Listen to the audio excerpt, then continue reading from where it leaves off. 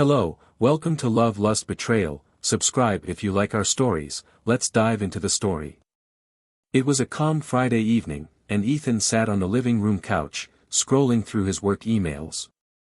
The faint sound of drawers opening and zippers closing drifted from the bedroom upstairs, where Sophie was packing for her so-called girls' trip.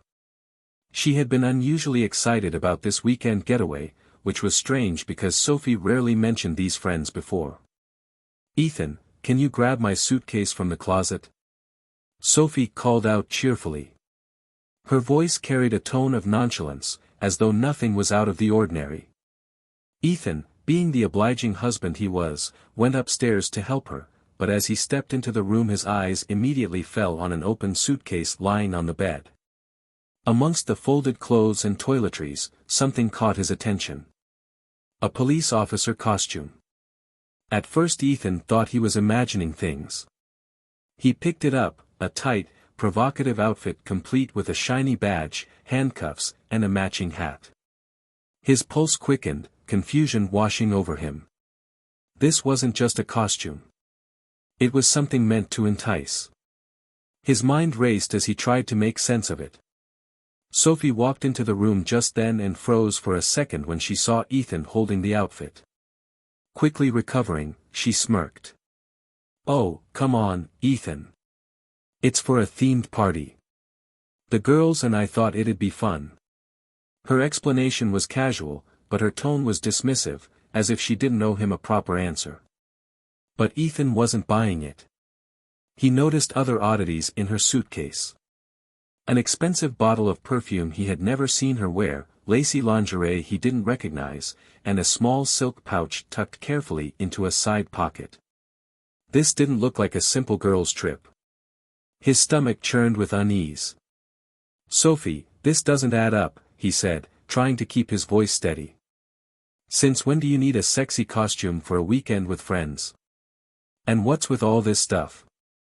Sophie rolled her eyes, clearly annoyed. "Don't be so paranoid, Ethan. You're always overthinking everything. It's just for fun, okay?"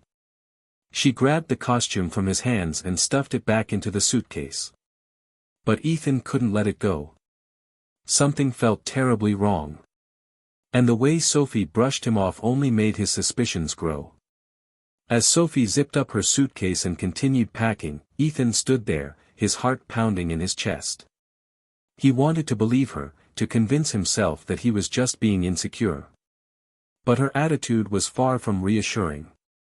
"Sophie, just tell me the truth," he said, his voice firm now. "What's really going on? Because this doesn't look like a girl's trip to me." Sophie stopped what she was doing and turned to face him. Her expression shifted from annoyance to irritation and then to defiance.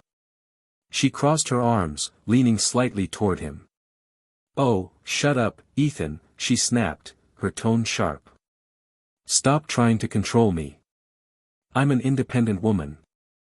I can do whatever I want." The words stung, but what she said next hit him like a freight train. "And for your information," she added, smirking, "my lover is already waiting for me outside. So why don't you mind your own business?" Ethan froze, unable to process what he had just heard. His worst fears had been confirmed. But hearing her admit it so casually, without a shred of remorse, made his blood boil. Sophie wasn't just lying to him. She was flaunting her betrayal. "If you take one step out of this house," Ethan said through gritted teeth, his voice trembling with controlled fury. "I swear, Sophie, you'll regret it." But Sophie only laughed. "What are you going to do, Ethan? Stop me? You don't have the guts." With that, she grabbed her suitcase and headed for the door, leaving Ethan standing there, seething with rage and humiliation. Sophie walked out of the house without looking back, climbing into a sleek black car parked at the curb. Ethan peeked through the blinds and saw her kiss the driver, a man he immediately recognized. It was Marcus, a former co-worker of his who had a reputation for being dishonest and manipulative. Rage bubbled up inside Ethan. But instead of acting on impulse, he decided to play the long game. He needed proof, undeniable evidence of Sophie's affair that he could use to not only confront her, but destroy her credibility entirely. Picking up his phone, Ethan contacted a private investigator he had worked with before on a corporate case. "I need you to follow my wife," he said. "Document everything." The investigator agreed, and over the next few days, Ethan received updates that confirmed his suspicions. Sophie and Marcus weren't just having an affair. They were staying at a luxury hotel, dining at expensive restaurants, and even using Ethan's money to fund their escapades. Armed with evidence, Ethan devised a plan to expose Sophie and Kay and Marcus in the most humiliating way possible. He used Marcus's phone number, obtained by the investigator, to send Sophie a message pretending to be Marcus. The message read, "Meet me at the lounge tonight.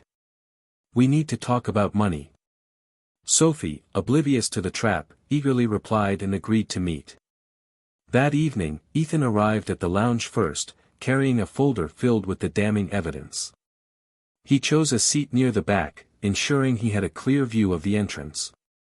When Sophie walked in, her confident demeanor immediately faltered as she saw Ethan sitting there instead of Marcus.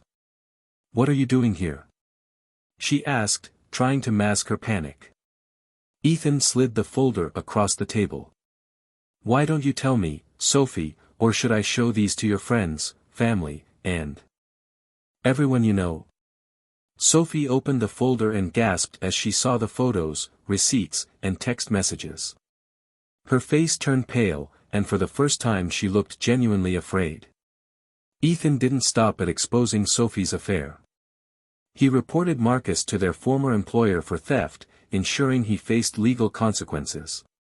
He also filed for divorce, using the evidence to ensure Sophie walked away with nothing.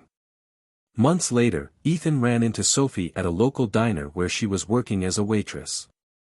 She looked exhausted, a far cry from the confident woman who had walked out on him. "Ethan," she began, but he cut her off. "We have nothing to talk about, Sophie. Goodbye." As he walked away, Ethan felt a sense of closure. He had taken back control of his life, and Sophie's betrayal was nothing more than a lesson he'd overcome. Weeks after filing for divorce, Ethan received a message from Marcus. The man had the audacity to text him directly, likely unaware of Ethan's efforts to ruin him. The message read, "Hey, Ethan, man to man, let's talk. You can't just take everything away from Sophie. She's been through a lot." Ethan clenched his fists. The nerve of this man. Not only had Marcus betrayed him, but now he was attempting to guilt-trip him into backing down. But instead of responding in anger, Ethan saw an opportunity to deliver the final blow to both Sophie and her lover. He replied calmly, "Sure, Marcus. Let's meet. You and Sophie both. I want to clear the air and maybe reach an agreement." Marcus, thinking Ethan was ready to negotiate, quickly agreed and set a time for the meeting. Ethan didn't waste a second. He contacted Sophie's closest friends and family members, people who still believed her lies, and invited them to join the meeting. He framed it as a heart-to-heart conversation, leaving out the details to build suspense. The meeting was arranged at a small restaurant where Ethan had rented a private room. He arrived early, setting up a projector and arranging the evidence he had collected on a table at the center of the room. By the time Sophie and Marcus walked in, several of Sophie's friends and family members were already seated, looking confused but curious. Sophie's confident smirk faltered when she saw the familiar faces. Marcus, oblivious to the tension, swaggered in and greeted everyone with false charm. "What's going on here, Ethan?" Sophie asked, her voice trembling slightly. Ethan stood, his expression calm but firm. "I thought it was time everyone knew the truth," he said, motioning toward the projector. He clicked a button and the screen lit up with pictures of Sophie and Marcus, laughing at a hotel pool, sharing an intimate dinner, and kissing in the parking lot. Gasps echoed through the room as Ethan flipped through the slides, each one more incriminating than the last. "Sophie, you lied to everyone here," Ethan said, his voice steady. "You betrayed me, you disrespected our marriage, and you used me to fund your little adventures. Marcus, you're no better, taking advantage of a married woman and stealing from your employer. Sophie's face turned pale as her friends began whispering among themselves. Her mother, seated in the front row, looked mortified. Sophie, is this true? She demanded, her voice shaking. Sophie tried to defend herself, but her words stumbled. It's not what it looks like. Ethan is just bitter because I moved on. Marcus, realizing the tide was turning against him, tried to speak up. All right, this has gone far enough. Ethan, you're just jealous. Sophie chose me and you can't handle it. But Ethan had saved the best for last.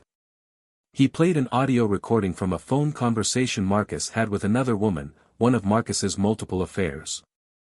The room fell silent as Marcus's own words exposed his infidelity. Marcus has been cheating on you too, Sophie, Ethan said, looking directly at her. And now you've lost everything for someone who never cared about you. Sophie collapsed into a chair, tears streaming down her face. Marcus stormed out of the room unable to face the humiliation. The fallout from that meeting was swift and severe. Sophie's friends distanced themselves, her family was disappointed and ashamed, and her reputation in their social circle was ruined. Marcus disappeared from her life shortly after, leaving her to deal with the consequences alone. Ethan, meanwhile, felt an immense sense of closure. While the betrayal still hurt, he knew he had done everything in his power to hold Sophie and Marcus accountable. He moved on with his life, focusing on his career and reconnecting with old friends. Months later, Ethan attended a networking event where he met a woman named Olivia. She was kind, intelligent, and had a warmth that immediately drew him in. They exchanged numbers, and over time, Ethan found himself opening up to the possibility of love again. As for Sophie, she was spotted working at a local retail store, her once glamorous life reduced to something much more ordinary. Every time she saw Ethan in town, she avoided eye contact, knowing she had no one to blame but herself. Thank you for being a part of this story with me.